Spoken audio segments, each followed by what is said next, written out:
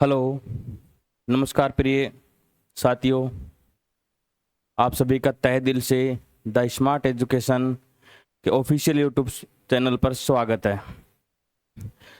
देखिए साथियों, आज के कंपटीशन के दौर में अपन थ्योरी तो बहुत पढ़ लेते हैं, लेकिन सबसे महत्वपूर्ण मानते हैं अपन अभ्यास, कि अपना अभ्यास होना बहुत ज़रूरी है। तो उसी चीज़ को देखते हुए हमने अपनी एक सीरीज चलाई है कंपटीशन के मैथ में, यानी कि रेलवे, एसएससी, सीटेट, कोई भी परीक्षा हो जिसमें आपको मैथ के क्वेश्चन हर एग्जाम में आते हैं, तो उनको बनाने के लिए सबसे पहले अपने को अभ्यास बहुत ज़रूरी है। और ये सीरीज आपको railway, SSC, CTET, CET, Rajasthan CET, कोई भी एग्ज़ाम हो, वनडे एग्ज़ाम जिससे आपकी सरकारी नौकरी लगती है, उसके लिए बहुत अच्छी साबित होगी। आपको अच्छे मार्क्स दिलाएंगे, आपके कॉन्सेप्ट क्लियर करेगी।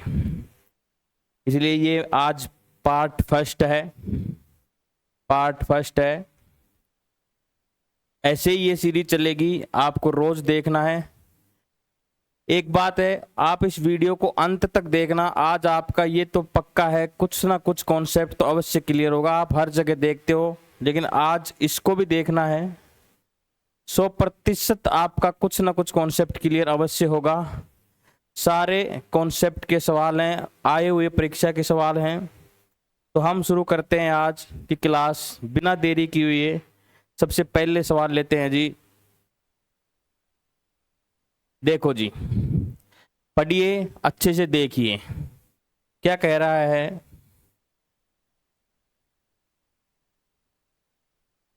पढ़ो कि दो धनात्मक संख्याएं 5:7 के अनुपात में हैं। दो धनात्मक संख्याएं हैं, 5:7 के अनुपात में हैं। प्रत्येक संख्या में से 6 घटाने पर अनुपात 2:3 हो जाता है। बड़ी संख्या ज्ञात कीजिए। कौन सी संख्या ज्ञात करनी है? बड़ी संख्या। देखिए साथियों, कॉन्सेप्ट और सब चीजें करते हैं अपन। दो संख्याएं हैं जिनका अनुपात दे रखा है अपने को। देखो, दो संख्याएं हैं जिनका अनुपात है 5:7, जिनका अनुपात है 5:7। ध्यान से समझना है। प्रत्येक संख्या में से 6 घटाने पर, इसमें से भी 6 घटाई, दूसरी वाली में से भी 6 घटाई, तो ये अनुपात कितना रह जाता है? 2:3। तो ये अनुपात 2:3 रह जाता है। तो बड़ी संख्या ज्ञात कीजिए। अब देखो जी, यहां पे अगर प्रत्येक में समान घटा रहा है तो घटने के बाद प्राप्त भी समान होनी चाहिए। यहां पे देखो, 5 में से 2 घटाते हैं तो 3 का अंतर दिख रहा है।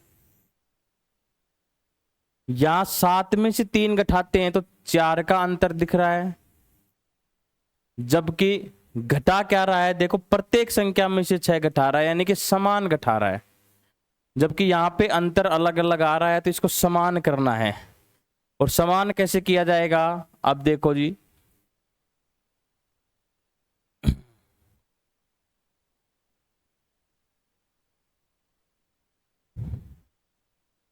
यहां पे इन दोनों का अंतर देखो जी। 5 और 2 का अंतर 5 और 7 का अंतर 2 है। 2 और 3 का अंतर 1 है। बस यही अंतर पकड़ना था। ऊपर अंतर 2 है, नीचे अंतर 1 है, तो ऊपर वाले को 2 से गुना कर दो, सॉरी 1 से। नीचे अंतर 1 है तो ऊपर वाले को 1 से गुना कर दो। ऊपर अंतर 2 का है तो नीचे वाली को 2 से गुना कर दो। अब क्या बन के आता है अनुपात? देखते हैं जी। अब अनुपात बन के आ गया, ऊपर 1 से गुना करेंगे तो 5:7, नीचे गुणा करेंगे 2 को 2 से गुणा करेंगे 4, 3 को 2 से गुणा करेंगे 6। अब देखिए जी इनका अंतर समान, 7 में से 6 गई तो 1 बच गया, 5 में से 4 गई तो 1 बच गया, दोनों का अंतर समान आ गया। जबकि सवाल में से कितना घटा रहे हैं 6, यानी कि 1 के बराबर कितना है जी 6, 1 के बराबर कितना है 6। बड़ी संख्या पूछ रहा है तो बड़ी संख्या इन दोनों में कौन सी है 7, तो बड़ी संख्या पूछ रहा है तो बड़ा 7 है, इसको 6 से गुना कर दो तो आंसर आ गया 42, आंसर आ गया 42, option number D, option number D answer. आगे बात समझ में, एक बार वापस से समझते हैं, ध्यान से देखना, बिल्कुल आसान। देखो जी क्या बोल रहा था कि दो संख्याएं हैं 5:7 के अनुपात में है, प्रत्येक में से 6 घटाने पर 2:3 प्राप्त हो गया। अब हमने अंतर देखा 5 में से यहाँ पे 3 का अंतर है, यहाँ पे 4 का, जबकि अंतर समान नहीं है, जबकि प्रत्येक में से 6 घटा रहा है, अंतर क्या होना चाहिए समान। तो ऊपर जब हमने डिफरेंस चेक किया तो यहाँ था 2 का डिफरेंस, यहाँ है 1 का डिफरेंस, ठीक है जी। ऊपर जो डिफरेंस आया इसको नीचे मल्टीप्लाई कर दिया, नीचे का डिफरेंस को ऊपर मल्टीप्लाई कर दिया, तो ये एक नया रेशियो बन के आ गया 5:7 और 4:6। अब यहाँ पे भी डिफरेंस 1 का, यहाँ पे भी डिफरेंस 1 का, बट क्वेश्चन में 6 का दे रखा था, आ गया आंसर। बड़ा नंबर पूछ रहा है तो बड़ा नंबर 5 और 7 में से 7 है, इसको 6 से मल्टीप्लाई कर दिया 42। अब सवाल यहाँ पे ये भी पूछ सकता है, देखो बहुत कोई भी सवाल पूछ सकता है कि दोनों नंबरों का डिफरेंस बताओ, दोनों नंबरों का अंतर। तो 5 और 7 में कितने का डिफरेंस है 2 का, तो 2 को 6 से गुना करेंगे, आंसर आ जाएगा 12। दोनों नंबरों का मल्टीप्लाई भी पूछ सकता है, तो 7 को 5 से मल्टीप्लाई करेंगे 35 और 35 को 12 से गुना करेंगे, आंसर आ जाएगा, ठीक है। अभी इस सवाल का आंसर कितना आ गया डी। आई होप ये सवाल आपको समझ में आया होगा अच्छी तरीके से। नेक्स्ट पे चलते हैं, लो जी लगाओ सवाल नंबर 2, क्वेश्चन नंबर 2 क्या कह रहा है, राजू ने एक ही कीमत पर 2 फोन खरीदे। अब दोनों की कीमत समान है, सवाल को समझना, टेक्निकल वर्ड, कीमत पर 2 फोन खरीदे, एक ही कीमत, एक ही कीमत यानी कि सेम कॉस्ट प्राइस है। क्या दे रखी है जी सेम कॉस्ट प्राइस, सीपी दोनों का सेम है, यानी कि क्रय मूल्य दोनों का समान है। एक को उसने 20% लाभ पर तथा दूसरे को उसने 22.5% लाभ पर बेच दिया। बेचने के बाद में यदि दोनों फोन के विक्रय मूल्यों का अंतर 1500 है तो प्रत्येक फोन का लागत मूल्य ज्ञात करो, यानी कि प्रत्येक फोन की कॉस्ट प्राइस ज्ञात करनी है। अच्छा सवाल है, देखिए जी, देखो आप लास्ट तक जुड़ेंगे तो कुछ ना कुछ अवश्य सीख के जाएंगे इस क्लास में। आप कहीं ना कहीं ऐसे ही क्वेश्चन आते हैं। तो देखो एक ही कीमत पर पहले को बेच रहा है 20% लाभ पर। देखिए जी फर्स्ट जो फोन है इसको 20% लाभ पर बेच रहा है। किस पर बेच रहा है? 20% लाभ पर। जब इसकी अपन परसेंटेज हटाएंगे तो 20% की वैल्यू होती है 1/5। 20% की फ्रैक्शन वैल्यू कितनी होती है? 1/5।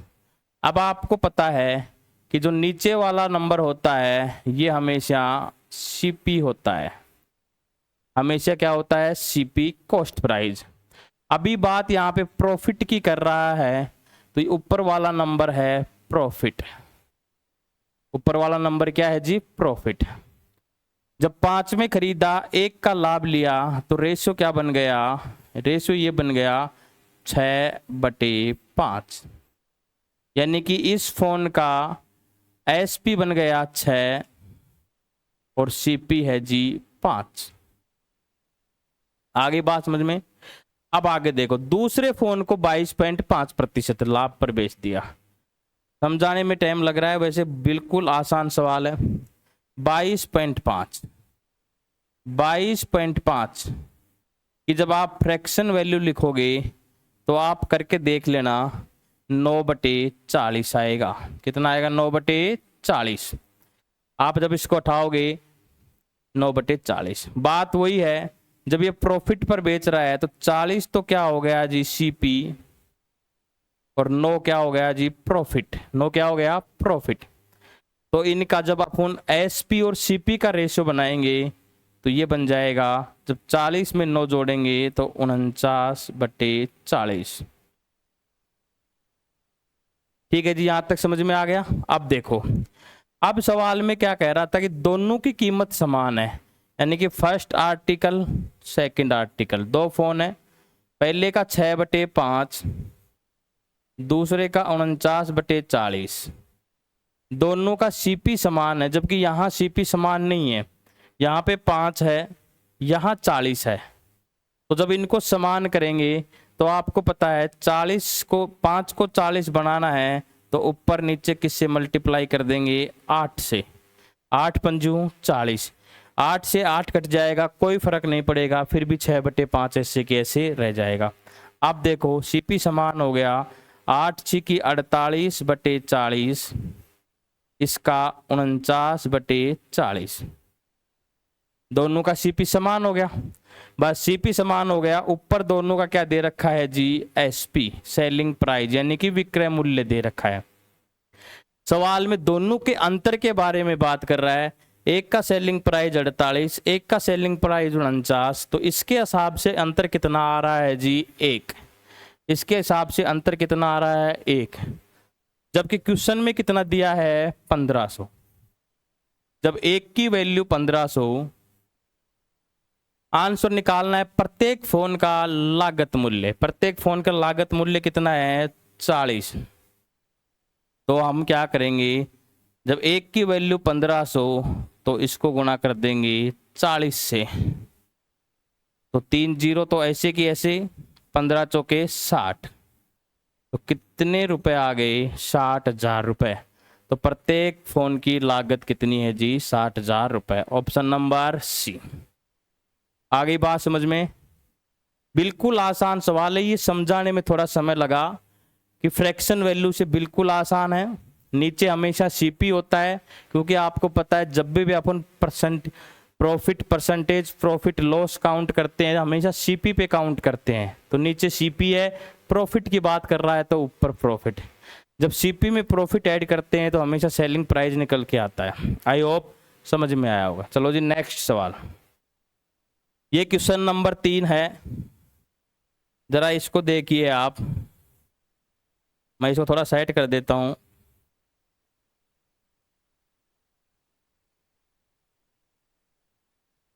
ये लो जी, क्वेश्चन नंबर 3।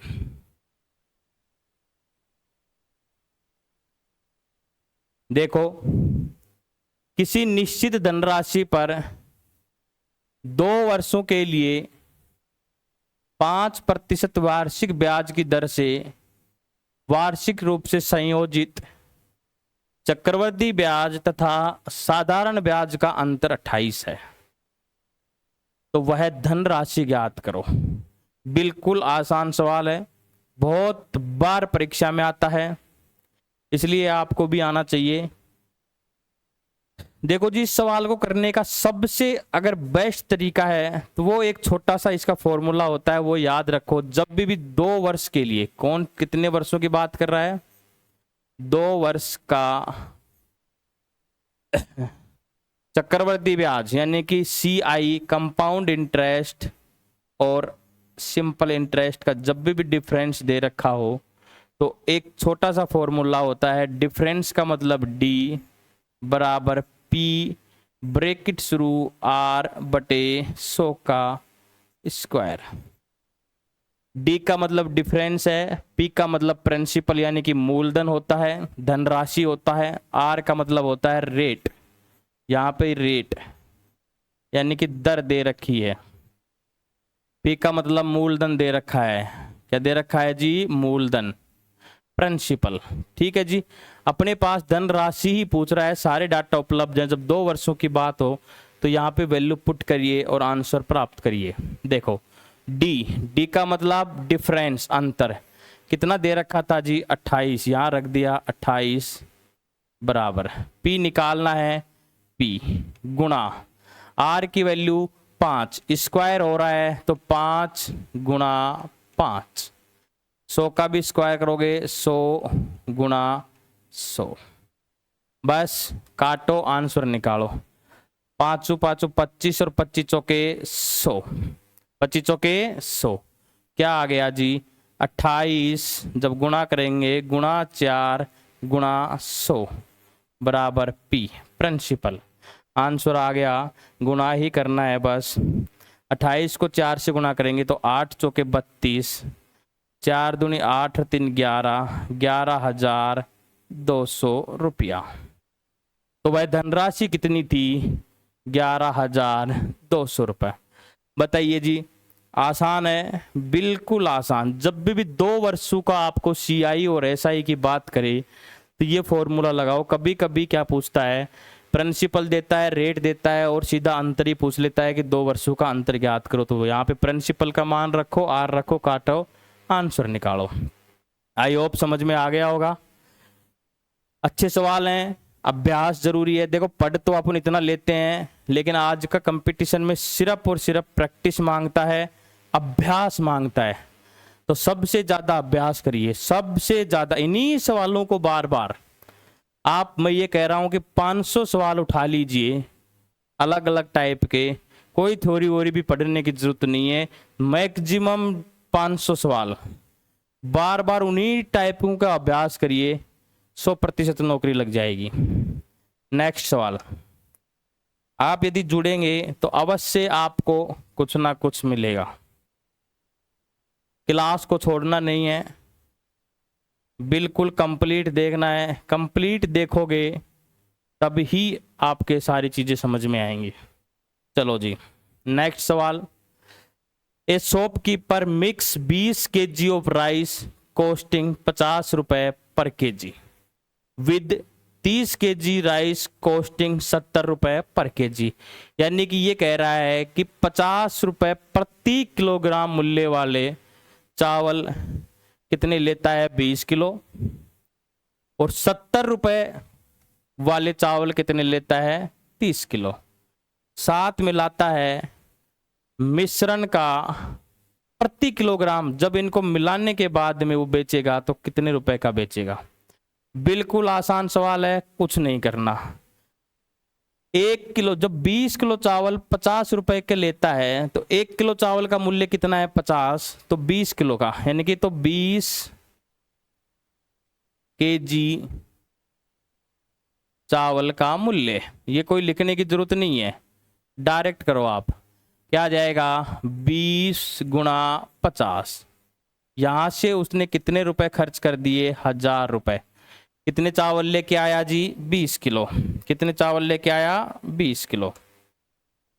ठीक है जी, 70 रुपए वाले कितने लेता है, 30 किलो, तो 30 केजी चावल। यहां से कितने खरीदे उसने, 30 गुना 70, 2100 रुपए के खरीद लिए। अब इन दोनों को मिला देता है, यानी कि 30 प्लस 20, इन दोनों को मिला दिया, इधर से भी मिला दो, 3100 रुपए निकल के आ गए। प्रति किलोग्राम चावल का मूल्य औसत ज्ञात करो, खत्म। औसत क्या होता है, टोटल, कुल में टोटल का भाग लगा दो। 3100 में 30 और 20 कितने हो गए, 50 का भाग लगाओ, 1 0 से 1 0, 1 0 से 1 0, 5 का जब भाग लगाओगे, 5 एकम 5, 5 संगे 30, 5 दूनी 10, कितने रुपए निकल के आ गया, 62 रुपया। कितने रुपए निकल के आ गया, 62 रुपया। ऑप्शन डी, कौन सा ऑप्शन जाएगा सही, ऑप्शन डी। ठीक है जी, इस चीज का ध्यान रखो। Option D. 4 नंबर का सवाल भी समझ में आ गया होगा, कोई दिक्कत? कोई दिक्कत नहीं। चलो, जैसी भी क्लास लगे एंड तक देखना, कमेंट बॉक्स में कमेंट डालना। कुछ भी समझ में नहीं आए, अवश्य ये सवाल सभी परीक्षा में आए हुए हैं। नेक्स्ट सवाल,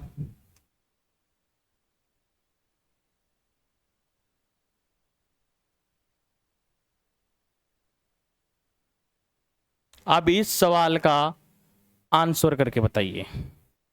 अब ये सवाल आपको इतना कुछ सिखा के जाएगा, इस सवाल का आंसर करके बताइए। अच्छा सवाल है, किसी संख्या के गुणनखंड होते हैं। पहला ऑप्शन संख्या के बराबर या उससे कम, संख्या के बराबर या उससे अधिक, संख्या के बराबर संख्या से कम। करके बताइए, आंसर डालिए। आप देखो जी, ये सवाल इतना अच्छा सवाल है,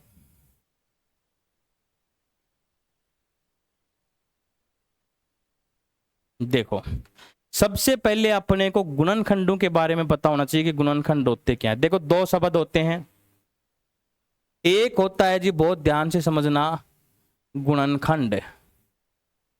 एक होता है गुणनखंड जिसे हम फैक्टर बोलते हैं। क्या बोलते हैं जी? फैक्टर। बिल्कुल ध्यान से समझने ना, अभी कर दोगे आप। और एक दूसरा शब्द होता है जी गुणज। दोनों मिले जुले शब्द हैं जिन्हें अपन मल्टीपल बोलते हैं जी, गुणज, मल्टीपल। दोनों का अंतर समझना, एक उदाहरण के माध्यम से मैं अंतर समझाता हूं, फिर आप अपने आप आंसर दो दोगे। मैंने कोई भी संख्या, एक छोटी सी संख्या ले ली 12, एक छोटी सी संख्या ले ली 12। अब इन दोनों संख्याओं के मैं गुणनखंड और गुणज लिख रहा हूं, आप खुद ब खुद समझ जाओगे। 12 के गुणनखंड 1, 2, 3, 4, 6 और 12। बहुत सारी चीजें निकल के आएंगी। इस क्लास को अगर आप पूरा देखोगे तो ये सवाल बहुत कुछ सिखा के जाएगा। इसलिए तो कह रहा था कि अंत तक देखना है क्लास को, ये बहुत कुछ सवाल सिखा के जाएगा। अनंत क्वेश्चन बनेंगे, देखना कैसे कैसे उलझन में डालता है। इसी प्रकार मैंने यहाँ पे 12 ले लिया, 12 के मैं गुणज लिख रहा हूं 12, 24, 36, 48, 60, 72, dot dot dot dot dot dot, यानी कि ये चलता रहेगा। अब तुम खुद देखिए, ध्यान से देखिए, जब अपन गुणनखंड लिखते हैं, गुणनखंड देखते हैं, तो 12 के सामने जो भी हमने गुणनखंड लिखे हैं, इनमें एक भी शामिल है और खुद संख्या भी शामिल है। क्या 12 से बड़ा कोई नंबर दिख रहा है? क्या नहीं दिख रहा। और एक चीज और देखो, 12 के अंदर 1 का भी भाग जाता है, 2 का भी जा रहा है, 3 का भी, 4 का भी, 6 का भी और 12 का भी। यानी कि गुणनखंड वो चीज होती है कि दी गई संख्या में अगर उसके अगली वाली संख्याओं का भाग जाए तो वो गुणनखंड उसी के होते हैं, यानी कि भाग जाना चाहिए। गुणज क्या होता है? देखो इधर जो हमने गुणज लिखे हैं, जो संख्या के गुणज लिखने थे उसका संख्याओं में भाग जाना चाहिए, तो वो उसका गुणज होता है। सीधी सीधी बात समझो, यदि गुणज लिखना है तो जिस संख्या का गुणज लिखना है उसकी टेबल लिख दो। क्या लिख दो? उसकी टेबल। आगे बात समझ में। और गुणनखंड वो होते हैं। अब इस सवाल में देखो, गुणनखंड क्या है? कभी क्या उस संख्या से ज्यादा है क्या? भाई संख्या 12 और उससे कम ही नंबर है, 6, 4, 3, 2, 1, उससे छोटे नंबर है। गुणज में देखो खुद संख्या भी है और उससे बड़े, और उससे बड़े। यहां पे निश्चित है, इनको गिन सकते हैं 1, 2, 3, 4, 5, 6। यहां गिन नहीं सकते 1, 2, 3, 4, 5, 72, 84, 96, ये लो चलता रहेगा, 108, 120, फिर 132, नहीं गिन सकते। तो ये सवाल भी बन सकता है। आपसे कभी भी कहीं पे भी परीक्षा में आ सकता है कि निम्नलिखित में से कौन सा कथन सत्य है। तो ये भी आ सकता है कि गुणनखंडों की संख्या निश्चित होती है। गुणनखंडों की संख्या निश्चित होती है, नोट करो कॉपी में, और हमेशा उस संख्या के बराबर है। ये लाइन लिख रहे कि इसका आंसर यही है, संख्या के बराबर और उससे कम। संख्या के बराबर और उससे कम, उससे कम होगा। इसकी ये लाइन मिलेगी आपको, इधर नोट करिए। गुणजों की संख्या अनंत होती है, गुणजों की संख्या अनंत होती है, लिखे जाओ टेबल, अनंत होती है। और दूसरी लाइन में लिखें तो संख्या से अधिक, यानी कि खुद संख्या भी और उससे अधिक, बड़े होते जा रहे हैं, अधिक। तो आया समझ में ये सवाल 5 नंबर का? कितना अच्छा सवाल है, देख लो। गुणनखंड और गुणज, एक क्लास लेंगे अपन, गुणनखंड, अभाज्य गुणनखंड और गुणज। एक चीज और याद रखना, हमेशा हमेशा याद रखना, गुणनखंड की संख्या, मैं बोल देता हूं, गुणनखंड की संख्या अभाज्य गुणनखंड की संख्या से हमेशा अधिक रहेगी, हमेशा अधिक रहेगी। चलो मैं इस 12 का करके बता देता हूं। अगर 12 के आप अभाज्य गुणनखंड करोगे तो सबसे पहले 2 का भाग लगाओगे 6 आएगा, फिर 2 का भाग लगाओगे 3 आएगा, फिर 3 का लगाओगे 1 आएगा। तो अभाज्य गुणनखंडों की संख्या सिर्फ और सिर्फ 3 निकल के आई है, जबकि गुणनखंडों की संख्या यहाँ पे कितनी है? 6। तो आंसर क्या है? हमेशा गुणनखंडों की संख्या अभाज्य गुणनखंडों की संख्या से क्या रहेगी? अधिक। इस चीज का भी ध्यान रखना। क्वेश्चन नंबर 5 क्लियर हुआ होगा। चलते हैं जी नेक्स्ट पे।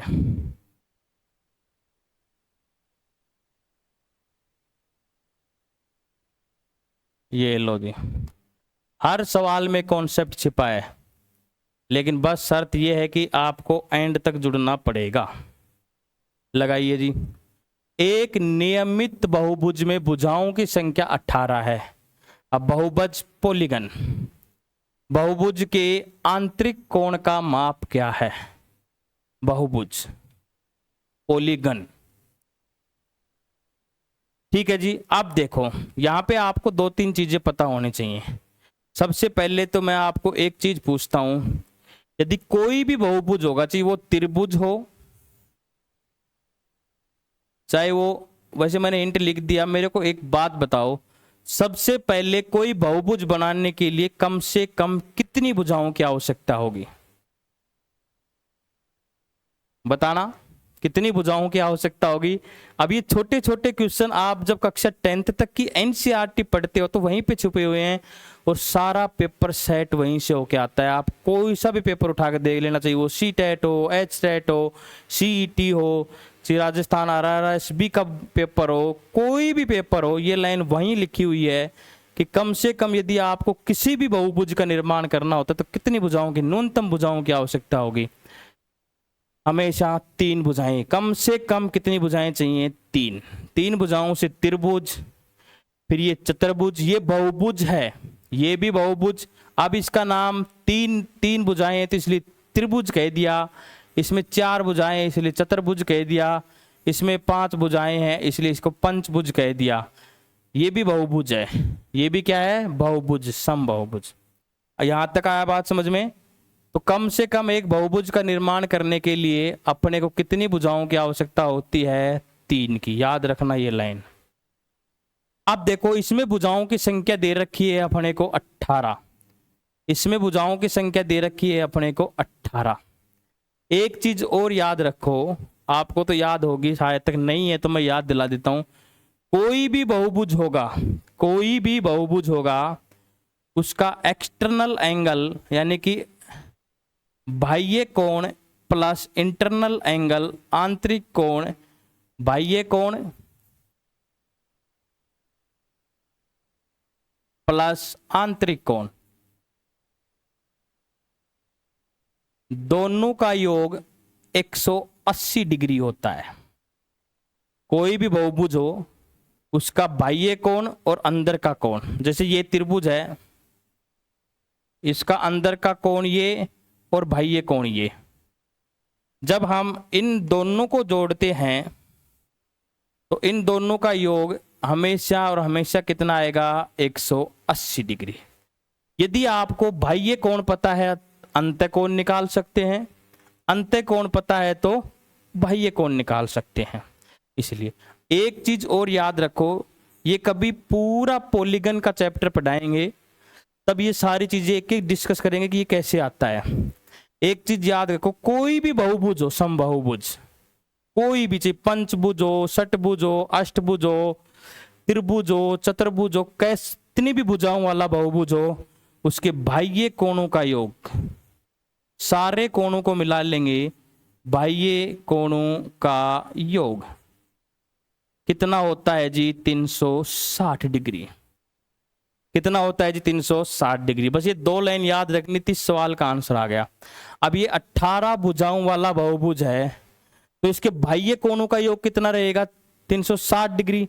तो हम एक बाह्य कोण की माप निकाल सकते हैं। तो एक बाह्य कोण कितना आ जाएगा बताओ, जब 18 का योग 360 तो एक बाह्य कोण आ जाएगा 360/18। बोलो आएगा कि नहीं आएगा, 360/18। इसको काटेंगे, 18 एकम 18, 18 दूनी 36, कितना आ गया, 20 डिग्री। कितना आ गया जी, 20 डिग्री। अब एक बाह्य कोण 20 डिग्री है तो क्या आंतरिक कोण नहीं पता कर सकते? अभी बताया था बाह्य कोण और प्लस आंतरिक कोण दोनों का योग कितना होता है, 180 डिग्री। दोनों का योग कितना होता है, 180 डिग्री। जब बाह्य कोण 20 है तो बोलो आंतरिक कोण कितना आ जाएगा, 180 में से कितना घटा देंगे जी, 20।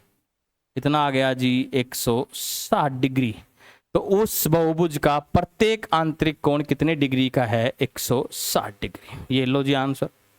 ये 2-3 चीजें बात समझ में आ गई। ये याद रखो बहुभुज के बारे में, ये आता है रेखाखंडों से बनी बंद सरल आकृति बहुभुज कहलाता है।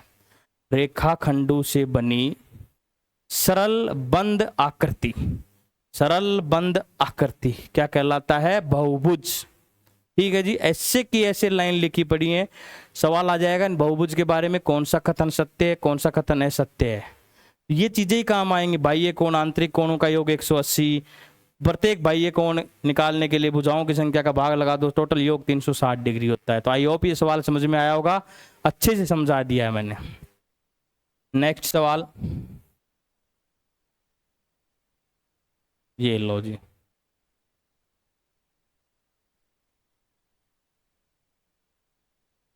चलो लगाइए। बिल्कुल आसान है ये, किसी का भी गलत नहीं होना चाहिए। पहली 9 समप्राकृत संख्याओं का औसत ज्ञात करो। देखो अब ये सवाल है जो ये कंप्लीट सूत्र बेस है, तो आपको याद होने चाहिए सूत्र। चलो मैं यहाँ पे कुछ सूत्र लिख देता हूं मैं, जिससे आपके याद रह जाएंगे। सबसे पहले मैं सूत्र लिख रहा हूं n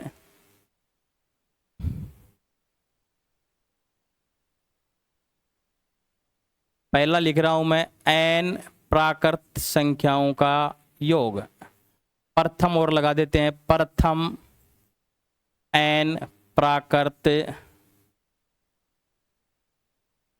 संख्याओं का योग का फॉर्मूला होता है, उठाइए कॉपी पेन और लिखिए, n ब्रैकेट शुरू n+1/2। ठीक है जी। दूसरा हम लिख रहे हैं जी, प्रथम n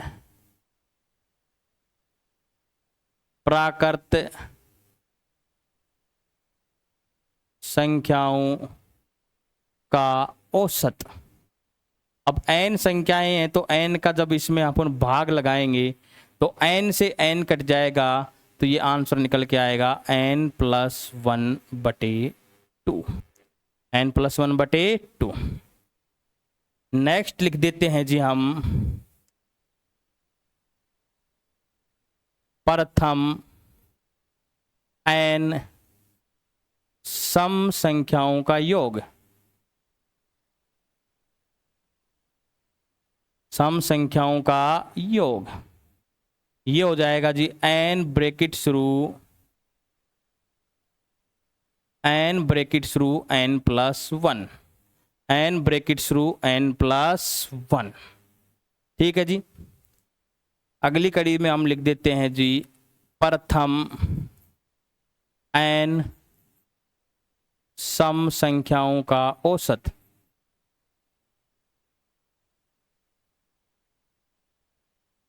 जब इसमें भी n का भाग लगाएंगे तो n से n कट जाएगा, आंसर आएगा n प्लस वन। आंसर आएगा n प्लस वन। अगला अंत लिख देते हैं जी प्रथम n विषम संख्याओं का योग। विषम संख्याओं का योग।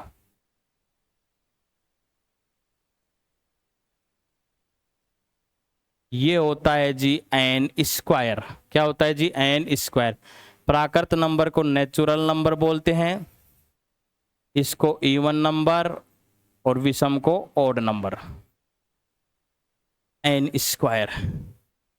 और अगला फॉर्मूला है जी प्रथम n विषम संख्याओं का औसत। जब n स्क्वायर में n का भाग लगाएंगे तो आंसर आएगा n। ये 6 फॉर्मूले हैं, आपको हमेशा याद होने चाहिए। ये सवाल अब बिल्कुल आसान हो गया। क्या कह रहा था, पहली 9 सम प्राकृत संख्याओं का औसत n प्लस वन, यानी कि आंसर आएगा 10, 10। आंसर खत्म। 9 में सिर्फ एक जोड़ना है। अगर यहाँ पे योग पूछता तो n ब्रैकेट शुरू n प्लस एक, 9 और 1 10, आंसर आता 90। योग कितना आ जाता 90। चलो एक बार करके भी बता देते हैं। सबसे पहली सम संख्या 2 4 6 8 10 12 14 16 18 20। देखो कितनी हो गई, 1 2 3 4 5 6 7 8 9। ये 10 लिख दी मैंने ज़्यादा, 18 तक ही है। इनको जोड़ के देख लो आप, जोड़ोगे देखो 18 और 2 20, 16 और 4 20, 14 और 6 20, 12 और 8 20। तो 1 2 3 4 20 चौक 80 और 10 90। आ गई बात समझ में? आई होप सवाल समझ में आया होंगे। ये 6 सूत्र मैंने लिख दिए हैं, ये आपके हमेशा याद होने चाहिए, हमेशा। ठीक है जी, चलते हैं जी नेक्स्ट सवाल पे। सारे सवाल परीक्षा में आए हुए हैं। अब देखो ये सब सारे सवाल इतने अच्छे हैं जो आपको कॉन्सेप्ट बता के जाते हैं। सब जिनके कॉन्सेप्ट क्लियर हैं वो ही कर सकते हैं। चलो जी नेक्स्ट सवाल है जी, निम्नलिखित में से कौन सी संख्या का युग्म परस्पर सहअभाज्य है, यानी कि को प्राइम नंबर।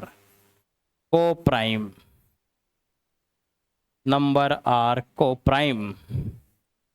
अब आपको बस बात वही है कि कौन, अब सवाल छोटा सा है दिखने में, लेकिन तब तक आपको ये कॉन्सेप्ट नहीं पता कि सहअभाज्य संख्याएं क्या होती हैं तो समस्या है, समस्या है।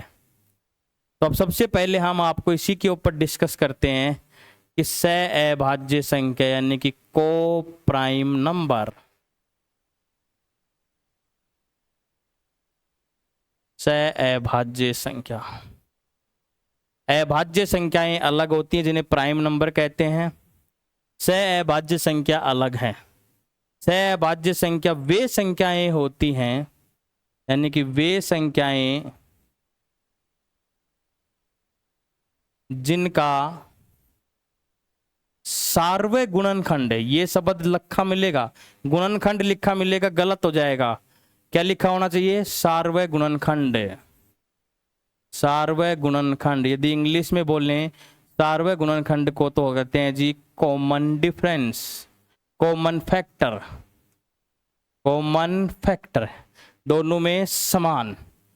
वे संख्याएं जिनका सार्वय गुणनखंड हमेशा कितना होता है जी? 1। कितना होना चाहिए? 1। आपस में क्या कहलाती हैं? सहअभाज्य संख्याएं। कैसी संख्याएं कहलाती हैं जी? सहअभाज्य संख्याएं। अब देखो जी, एक छोटा सा उदाहरण लेते हैं। अपन ले लेते हैं, चलो 4 और 5। इनके जब आप गुणनखंड करोगे तो देखना, अभी शिकायत है 4 के गुणनखंड क्या निकलेंगे? 1, 2 और 4। एक लाइन और लिखी आती है गुणनखंड के बारे में, किसी भी संख्या का गुणनखंड एक और स्वयं संख्या होती है हमेशा, ये याद रखना। एक और स्वयं संख्या गुणनखंड बनेगा हमेशा और हमेशा। ठीक है जी।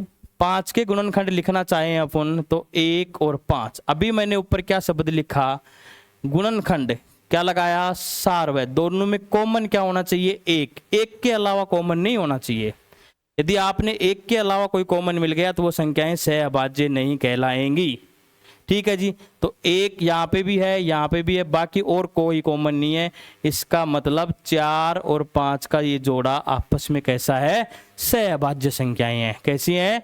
सहअभाज्य। कई जगह आपको एक परिभाषा ये भी लिखा मिलती है कि वे संख्याएं, ये भी लिखा आ सकता है परीक्षा में इसकी जगह कि वे संख्याएं, नोट कर लेना, कोई नहीं बताएगा इतना डीपली। जीके की तरह पढ़ाया जा रहा है, गणित भी देख लो। मतलब जीके के 4 ऑप्शन होते हैं, उनकी एक एक की डिटेल खोलते हैं, उस प्रकार देखो डिटेल खुल रही है हर चीज की। तो इसलिए कहता हूं लास्ट तक देखना, बने रहना, अवश्य कुछ सीख के जाओगे, अब परीक्षा अवश्य पास होएगी। वे संख्याएं जिनका मैं से पै कितना होता है? 1। ये भी लिखा मिलता है। इसका मतलब बात ये और ये सही है। सार्वय गुणनखंड का 1 का मतलब ही मैं से पे होता है। चाहे ये लिखी मिल जाए तो भी कोई गलत बात नहीं है, चाहे ये लाइन लिखी मिल जाए तो भी गलत बात नहीं है। ऐसी संख्याएं जिनका मैं से पे कितना होता है जी? 1। या फिर ये लिखा मिल जाए सार्वय गुणनखंड कितना होना चाहिए? 1। आपस में क्या कहलाती हैं? सहअभाज्य संख्याएं। अब पहला ऑप्शन देखते हैं जी, दूसरा देखते हैं। देखो सीधा सीधा आपको दिख रहा होगा।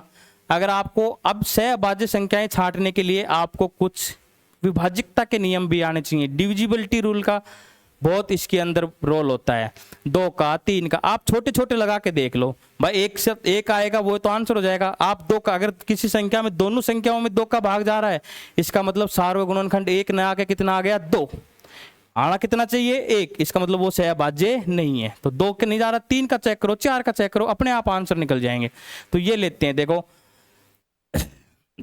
पहले इसे देखते, इसे समझाते हैं। इनमें 2 का दोनों में नहीं जा रहा, लेकिन 3 का 2 और 1 3, 3 का जा रहा है, 3 2 8 और 1 9, 3 का जा रहा है। इसका मतलब ये सहअभाज्य नहीं है।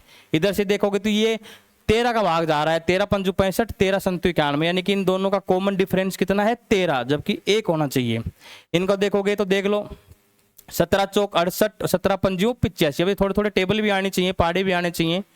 इन दोनों में किस कॉमन डिफरेंस कितना आ रहा है? 17। ये आंसर रहेगा। 13 चौक 52 होता है ये। तो आंसर कितना जाएगा? जब ये भी नहीं बना, ये भी नहीं बना, ये भी नहीं बना, आंसर ये। इन दोनों का जब आप सार्वय गुणनखंड देखोगे तो 1 ही आएगा, यानी कि मैं से पे कितना आएगा? 1। आई होप ये सवाल इतना अच्छा है, समझा दिया। कभी बताएंगे गुणनखंड, सार्वय गुणज, कॉमन डिफरेंस, ये सब चीजें कंप्लीट क्लास लेके आएंगे। तो नेक्स्ट सवाल पर चलते हैं।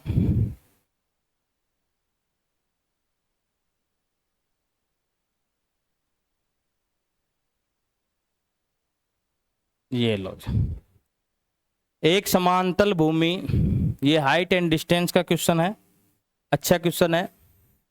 मीनार के शीर्ष से जमीन पर खड़ी वस्तु का अवनमन कोण 60 डिग्री है। कैसा कोण दे रखा है? अवनमन कोण 60 डिग्री है। यदि मीनार के पाद और वस्तु के बीच की दूरी 10√3 मीटर हो तो मीनार की ऊंचाई ज्ञात कीजिए मीटर में। मीनार की क्या ज्ञात करनी है? ऊंचाई। चलो जी, देखिए जी, एक हम ट्रायंगल लेते हैं।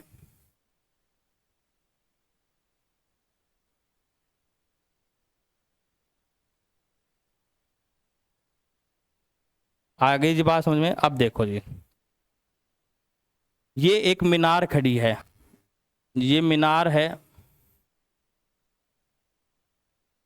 आप इस मीनार से, इस जहां से देख रहे हो, समतल को देख रहे हो, अवनमन कोण, अवनमन कोण हमेशा यहां से बनेगा, ये आपको उसने दे दिया 60 डिग्री। इतना कोण दे दिया जी। जब आप छत से नीचे देखते हो तो अवनमन कोण बनता है और नीचे से ऊपर देखते हो तो उन्नयन कोण बनता है। ठीक है जना। अब कह रहा है कि वस्तु और पाद के, मीनार का पाद बिंदु ये है और वस्तु यहां है, इनके बीच की दूरी है जी 10√3 मीटर। 10√3 मीटर। तो मीनार की ऊंचाई ज्ञात करो। मान लिया जी ये x मीटर है। कितनी है जी? x metre.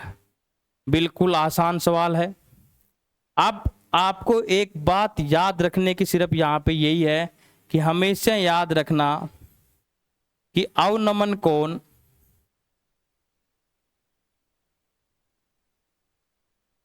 उन्नयन कोण के हमेशा बराबर रहेगा।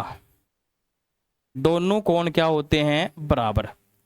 जब अवनमन कोण 60 डिग्री तो उन्नयन कोण भी कितने डिग्री आ गया जी? 60 डिग्री। कितने डिग्री आ गया? ये क्या कारण होता है आपको मैं बता दूं।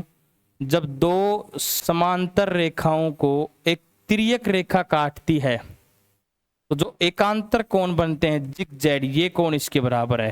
तो बस ये वही कारण होता है। ये दो समांतर रेखाएं हो गई और इनको एक तिर्यक रेखा काट रही है, तो ये जो जेड बन रहा है ये 60, तो ये भी कितनी डिग्री आ जाएगा? 60 डिग्री। ये समकोण त्रिभुज पे ही लागू होता है उन्नयन अवनमन। ये कोण 90 डिग्री, जब ये 60 तो ये कोण कितनी डिग्री आ गया जी? 30 डिग्री।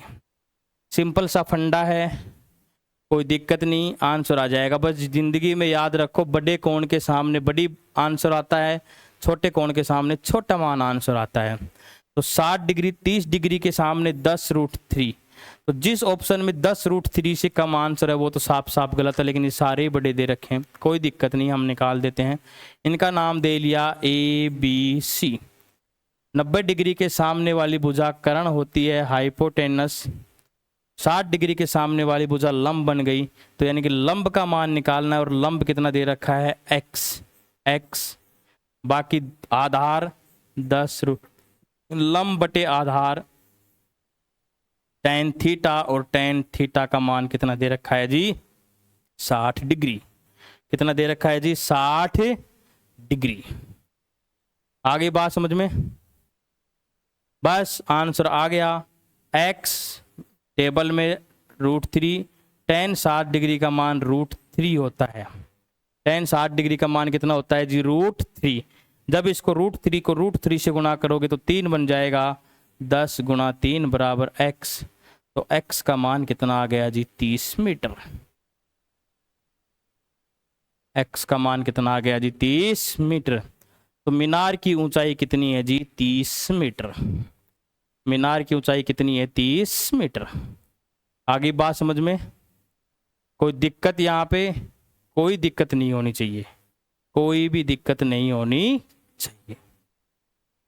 नेक्स्ट।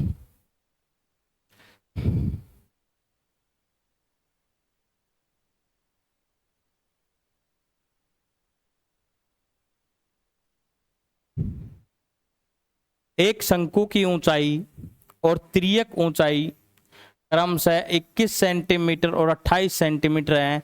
शंकु का आयतन है। The height and slant height of A cone 21 centimetre 28 centimetre respectively the volume of cone. शंकु का आयतन ज्ञात करो। तो यहाँ पे अब फॉर्मूले की ही बात है। शंकु के आयतन का फॉर्मूला आना चाहिए। शंकु का आयतन का फॉर्मूला आना चाहिए आपको। जो बेलन सिलेंडर होता है उसके आयतन का 1/3 होता है। क्या होता है? 1/3। तो हो जाएगा 1/3 पाई r² h। ये होता है शंकु का आयतन, 1/3 पाई r² h। अब अपने को दे रखा है सिर्फ इसके अंदर h का मान 21 सेंटीमीटर और l तिर्यक ऊंचाई 28 सेंटीमीटर है। r नहीं दिया। देखो शंकु होता क्या है, हम दिखाते हैं आपको। ये लो जी, ये शंकु है। कोण, ये किस है? शंकु। ठीक है जी। इसमें ये लो जी,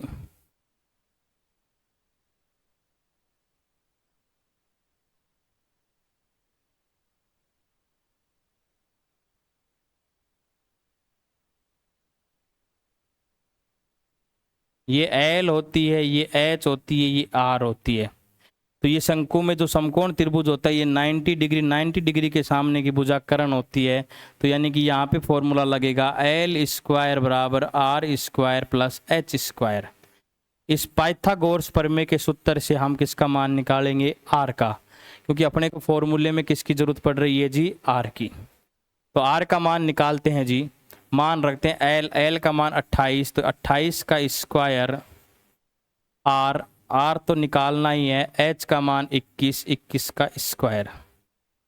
अब आपको 28 का वर्ग याद होना चाहिए। 28 का वर्ग बताओ कितना होता है जल्दी से। बस ये छोटी छोटी चीज़ें ही हैं। 28 को जब आप वर्ग याद नहीं है तो 28 से गुणा करोगे तो 8 8 64, 8 दूनी 16 और 6 22, 8 दूनी 16, 2 दूनी 4 और 1 5, 784। 28 का वर्ग कितना होता है जी? 784। आर स्क्वायर 21 का वर्ग होता है जी 441। कितना होता है जी? 441। 441 को जब इधर लेके आओगे तो 784 में से 441 माइनस करोगे तो 3 4 4 343।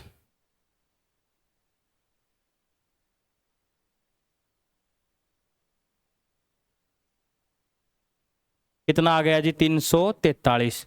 तो अपना आर स्क्वायर का मान कितना आ गया? 343। अब 343 एक परफेक्ट स्क्वायर नहीं है। इस सवाल में यही लोचा था कि अपने को मान भी तो आर स्क्वायर का ही रखना है, तो ये सीधा ही रख देंगे। आ गया आंसर। रखिए जी मान 1/3, पाई का मान 22/7, आर स्क्वायर का मान 343 और एच का मान 21। एच का मान 21 काट देते हैं जी। 7 या 21, 7 या 21। 343 को सिर्फ 22 से गुणा करना है, आंसर आ जाएगा 3 दूनी 6। इकाई के अंक में 6 दो जगह आ रहा है तो पूरा गुणाई कर लेते हैं।